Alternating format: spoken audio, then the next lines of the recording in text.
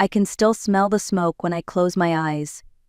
3 days after the fire, it clung to my clothes and hair like a ghost that refused to leave.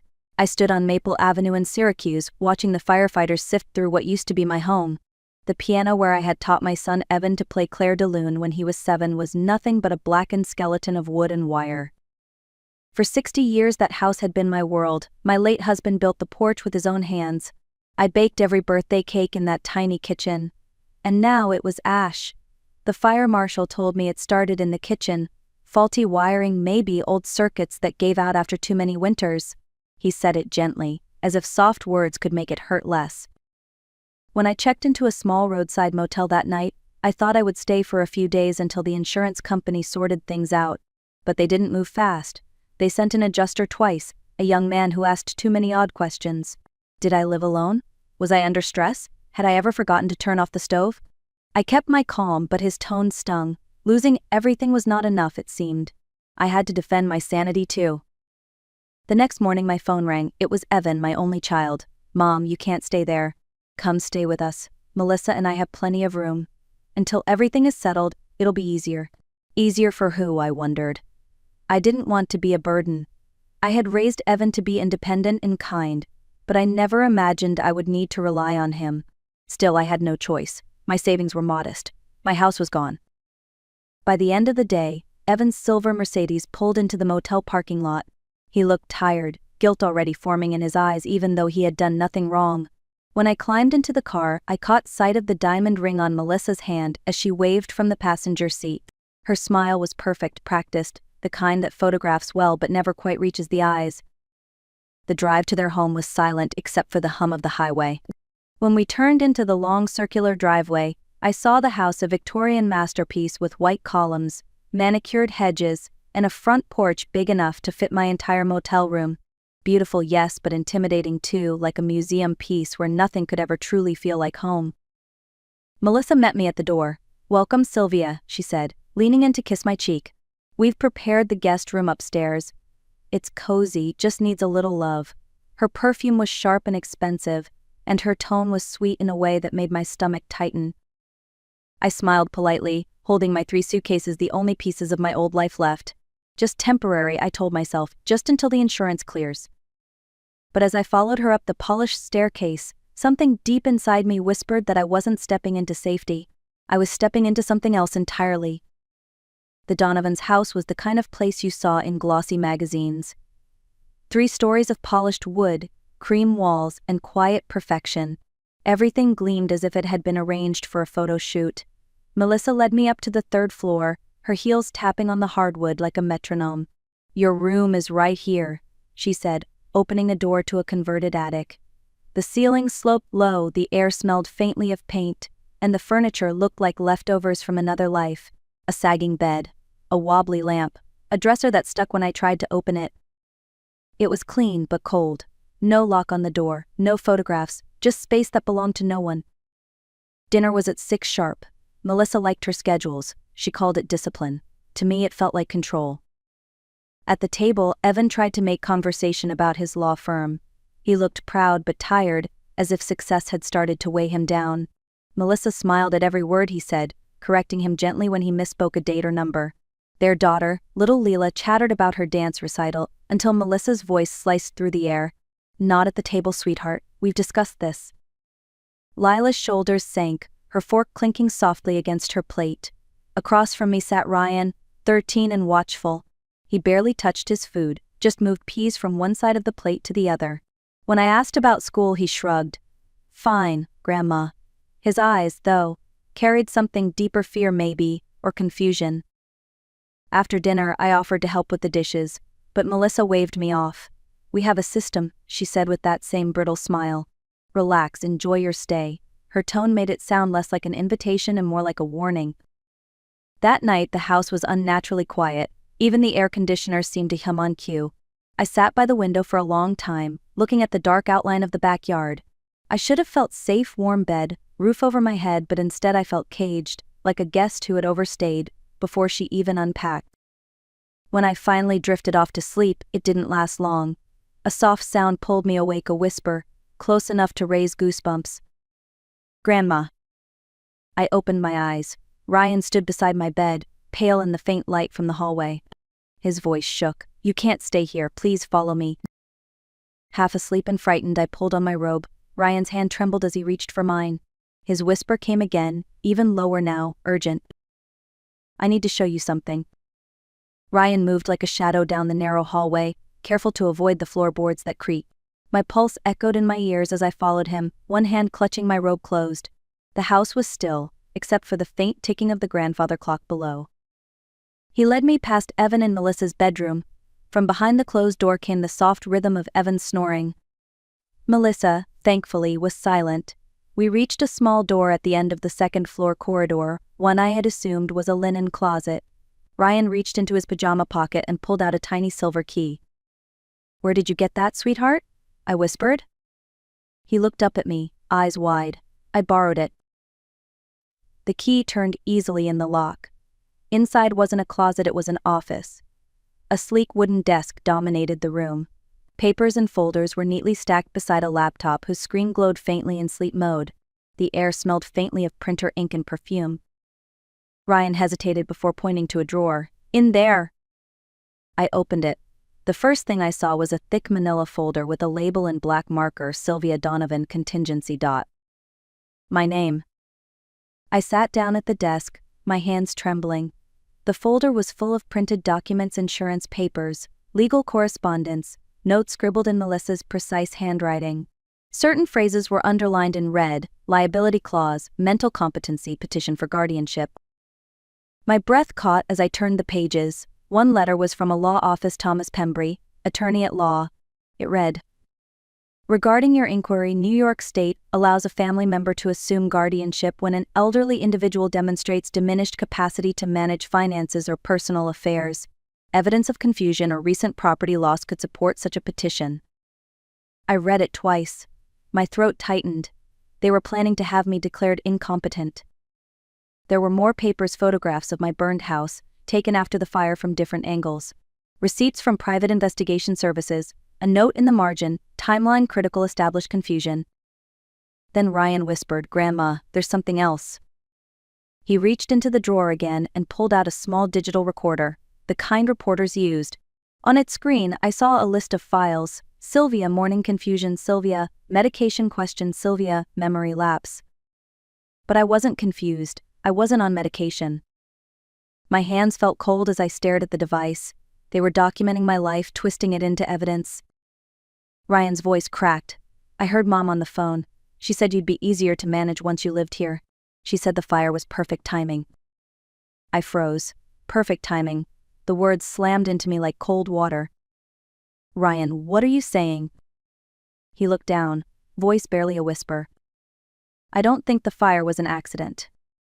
The room spun. I gripped the desk to steady myself. "We have to go back now," Ryan whispered urgently. "If she wakes up, we're in trouble." We crept back up the stairs in silence. When I reached my room, my heart was pounding so loudly I thought it might wake the whole house. I slid the folder under my mattress and sat on the edge of the bed, staring into the dark. Below, the floor creaked. Footsteps. Then the handle of my door turned slowly, testing. I held my breath. After a long pause, the footsteps retreated. I didn't sleep again that night. Morning sunlight streamed through the attic window, but it brought no warmth. My body ached from sleeplessness, and my mind replayed Ryan's whisper again and again. I don't think the fire was an accident. When I went downstairs, Melissa was already in the kitchen, dressed in a cream workout outfit that probably cost more than my entire wardrobe. She was slicing fruit into perfect pieces for Leela's breakfast. Her smile was bright, too bright. "Good morning, Sylvia," she said, turning with that same rehearsed grace. "Did you sleep well? I thought I heard movement around 3 a.m. My pulse quickened, but I forced a calm smile. "The first good night since the fire, actually. Your home is so peaceful." She studied me, her blue eyes sharp, evaluating. "I'm glad. You look tired, though. Maybe you should see a doctor. Evan's physician is wonderful. He specializes in geriatric care." There it was, the gentle push toward the incompetent label. "That's very kind," I said softly, pouring myself coffee, keeping my hands steady. "But I still have Dr. Brown. She's been my doctor for 30 years. I should check in with her soon." Melissa's smile faltered for half a second before returning, polished again. Of course. Whatever makes you comfortable. Evan came in then, briefcase in hand, already dressed for court. He kissed Melissa's cheek, then mine. I felt a small sting of grief. My son had no idea what his wife was planning, or did he? Mom, Melissa said you were a little confused last night. You forgot which room was yours. I stared at him, keeping my tone light. No, dear. I knew exactly where I was. Maybe she heard me getting a glass of water. Melissa looked up from her cutting board, eyes narrowed just for a second. Then she laughed softly. Old houses make all sorts of noises, don't they? After breakfast, she mentioned a charity meeting downtown and asked if I'd be fine alone. Of course, I said, smiling. I could use some quiet time. The moment her beam disappeared down the driveway, I moved. I closed the blinds, locked the door, and pulled the hidden folder from under my mattress. My fingers shook as I took photos of every page with my phone. Insurance papers. Receipts. That forged power of attorney granting Melissa full control over my assets and medical decisions. And then I found the final piece, a life insurance policy dated 3 months before the fire. $2 million. Melissa Donovan listed as beneficiary. The room tilted. This wasn't a coincidence, it was a plan. The next day I drove downtown to the Syracuse Fire Department. The front desk clerk gave me a polite smile and directed me to an investigator named Detective Ross Marlin. He was a broad-shouldered man with a trimmed beard and a calm, measured voice. Mrs. Donovan, he said, gesturing toward a chair, I understand you're here about your property fire on Maple Avenue. I nodded, setting my folder on his desk. I'd like to add something to your investigation. He opened his notepad. Of course. What kind of information? I took a slow breath. I believed the fire wasn't accidental. Ross didn't flinch. Go on. I explained everything: the strange insurance documents, the power of attorney with my forged signature, the life insurance policy naming my daughter-in-law as beneficiary. I described Melissa's careful manipulation, her notes about my memory loss, her sudden concern for my health. He listened quietly, his pen moving quickly across the page. When I finished, he looked at me with genuine concern. Do you have proof of any of this? I slid my phone across the desk. Every document I'd photographed. Ross scrolled through the images, then stopped on one. Life insurance policy, $2 million, beneficiary Melissa Donovan. He exhaled sharply. That's a lot of money. I nodded. Enough to make someone think desperate thoughts. He stood and opened a cabinet behind him, pulling out a thick report. Mrs. Donovan, our initial analysis already raised a few questions. There were traces of accelerant in the kitchen gasoline residue, to be exact. It didn't fit with an electrical malfunction. My heart clenched, so it was true. Ross continued, lowering his voice. The fire started near the stove, but the ignition point was low, near the floor. Someone poured it. The door opened behind us. Evan stepped in, his suit immaculate, expression worried. Mom, I came as soon as I got your message. What's going on?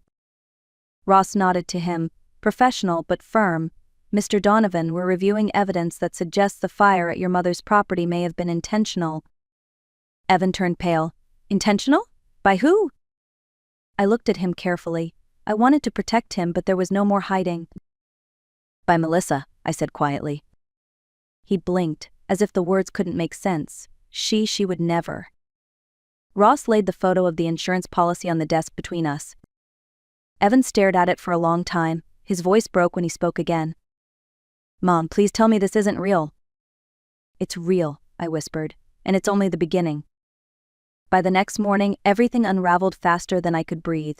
Detective Ross called just after sunrise. Miss Donovan, he said grimly, Melissa didn't show up for her morning court appointment. She withdrew $20,000 from a joint account yesterday. We believe she's on the move. My stomach dropped. And Evan? He's safe. He's with us.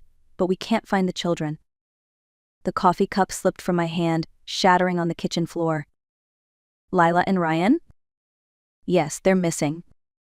The police combed through Melissa's car records, phone, GPS, and toll cameras. Nothing.